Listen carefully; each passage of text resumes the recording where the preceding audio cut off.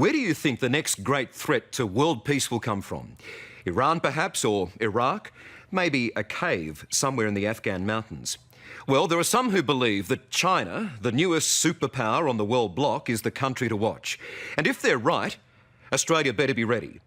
I've just spent some time with our Navy watching in awe as they played war games with the Americans and 12 other nervous Pacific nations. Believe me, there was some serious firepower on display. 150, engine ahead 15 knots. Altering 150, engine ahead 15 knots. Provide 13 rounds. Roger, going local. One. It's the ultimate computer game. G1, G2, close up, clear away, provide 100 rounds. The reality is we are training for conflict. It's an imposing spectacle. A giant armada of the most powerful warships ever to sail in one fleet. Port TDT, train, red 90. Red 90, elevation 15, port TDT indicating. These are war games on an overwhelming scale. And when you're in the thick of it, 7, it sure feels like the real thing. 9. It's always the real thing. We're dealing with live ammunition. We're dealing with high explosive. So there's no exercise or for practice. It's dangerous all the time. 30 rounds provided, all clear. Mount 31, shoot. Welcome to RIMPAC, short for Rim of the Pacific. We're 150 kilometres off Hawaii at the world's biggest naval exercise. Everyone here is united against an imaginary rogue superpower. Yes, I think there are aspects of this exercise which are as close as you can get to the real deal. 4AO, cover hostile track 3411 with Mount 31. Right now, the crew of the Australian frigate, HMAS Newcastle, has an enemy target in their sights. Ace, I'll get you to go through the... Commander Justin Jones is calling the shots. Our RAS is in RAS box 2. Is Rasbok 2. This war might be make-believe, but there's nothing fake about the weapon he's about to fire. It's the most lethal missile ever to be loaded onto an Australian ship.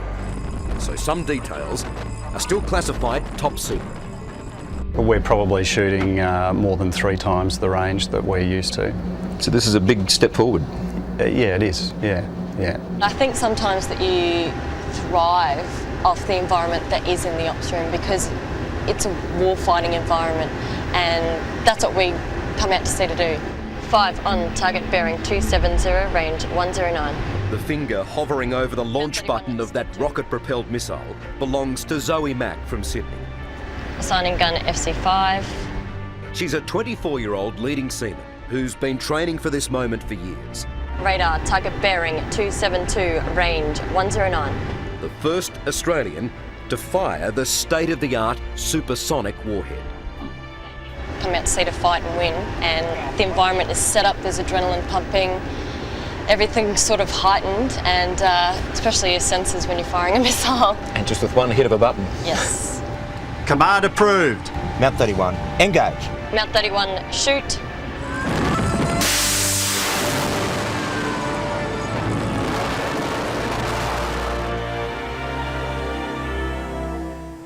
It was that intense and just amazing.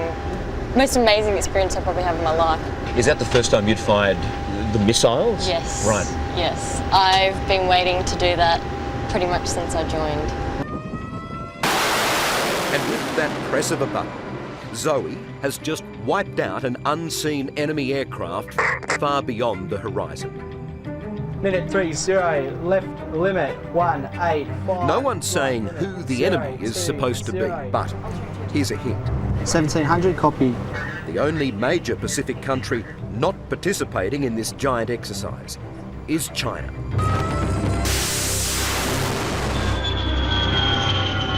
The world's newest superpower is threatening the United States' dominance in our region for the first time in 60 years. And that's making everyone a little nervous. As Asia changes, all kinds of bets are off. China has increased very sharply its capacity to sink American ships. And if we see the US and China going head to head in Asia, then the fact that China's got a lot more power than it used to have could make a real difference to Australia, and we could find ourselves being drawn in. Former government defence advisor Professor Hugh White points out that while the world's focus has been on terrorism, China has been quietly building its maritime might. It's been very common for Americans to say that the biggest threat to America's place in the world is posed by a bloke in a cave. Whereas I would say that the biggest challenge to America's place in the world has been posed by the fact that the world's most populous country has been growing at 7, 8, 9% per annum, year after year after year, and a country that is not content to accept American leadership indefinitely. God forbid if we ever went to war with an Asian neighbour, but would that be fought at land or at sea? It would be fought at sea. To counter that threat, our government is spending $10 billion upgrading our naval strength. And much of what we've got, as well as much of what we want, is on show here off Hawaii. This is the type of warship we've bought, and not just one, but two of them. It's an imposing sight out at sea. It looks a lot like an aircraft carrier, but it's called a landing helicopter dock. And the Aussie versions of these, which are being built right now, will be the biggest ships ever sailed by the Australian Navy. Our ships will be almost identical to the very impressive USS Bonhomme Richard. Just compare these new warships to current Navy stalwart HMAS Canimbla. And they'll even dwarf our old aircraft carrier, the Melbourne. At 30,000 tons, it can land 22 helicopters on deck. And in the belly of the beast, an enormous transport and troop carrier. When that back deck goes down, up to 1,000 soldiers can be deployed to shore. Whilst they're not aircraft carriers in the purest sense, they are indeed aircraft carriers, and it'll be a step change in our capability. It gives us a big presence in our region. It does, and a lot of flexibility though as well. On board the USS Bonhomme Richard, you get an even better idea of what these massive warships can do. So we're lining up right now, we're at 1,500 yards. So and today, the Americans are letting us take her for a test drive. An Australian naval commander is in charge up on the bridge, while down below, 130 Townsville-based soldiers from 2 RAR are about to show me what it's like to be involved in a full-on land assault. The idea is to get these troops into hotspots in a hurry.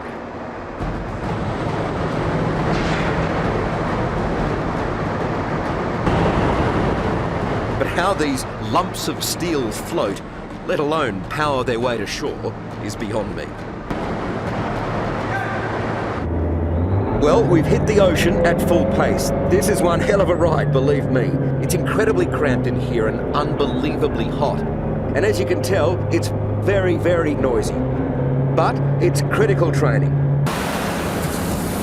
Whoa, hitting a wave there. It's critical training for our soldiers because this is how the Army and Navy are gearing up to fight future conflicts. Again, the exercise is set up to simulate real combat. The mission for Major Mick Buchanan and his men is to storm an enemy stronghold on shore, complete with live ammunition. Take it down, mate. Come on, Glenn. An amphibious attack like this makes for a swift and powerful strike. And a quick withdrawal for that same stomach-churning ride back to the ship.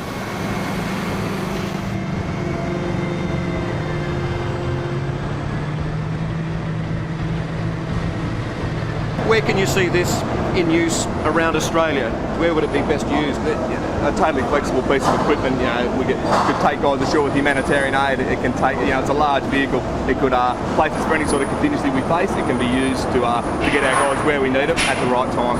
Any beach anywhere? Yeah, definitely. Rough ride. I think I held it down. Yeah, good job. Good on you. The Navy reckons it's not just for times of conflict. The truth of it is, these new ships and all this expertise will most likely be used in the event of a natural disaster, delivering invaluable human aid. Professor Hugh White says, don't mistake the real reason the Navy's spending up big now. That's to counter the Chinese build. The Navy is very happy to explain why it wants these big ships in terms of disaster relief and stabilisation operations. But you wouldn't buy these ships for that, any more than you buy a semi-trailer to take your kid to preschool. You can take your kid to preschool in a semi-trailer, but you wouldn't buy a semi-trailer to do it. China's certainly building up its defence force and its navy.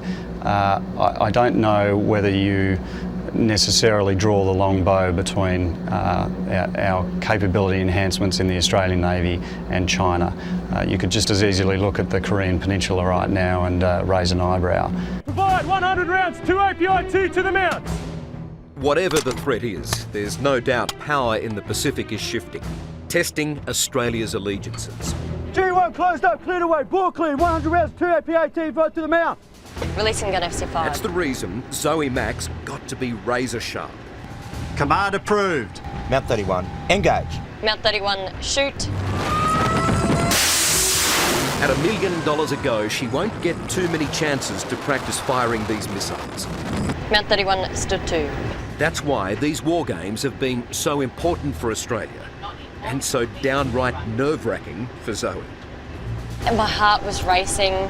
To begin with, I thought I was going to vomit.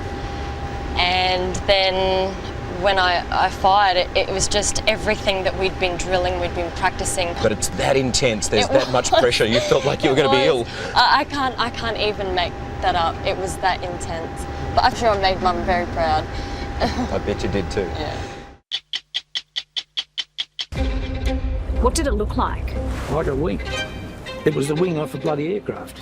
Is this the breakthrough Solved the greatest mystery of the 21st century. the world's been waiting for? How much more credible does it have to get? I don't think you could get more precise.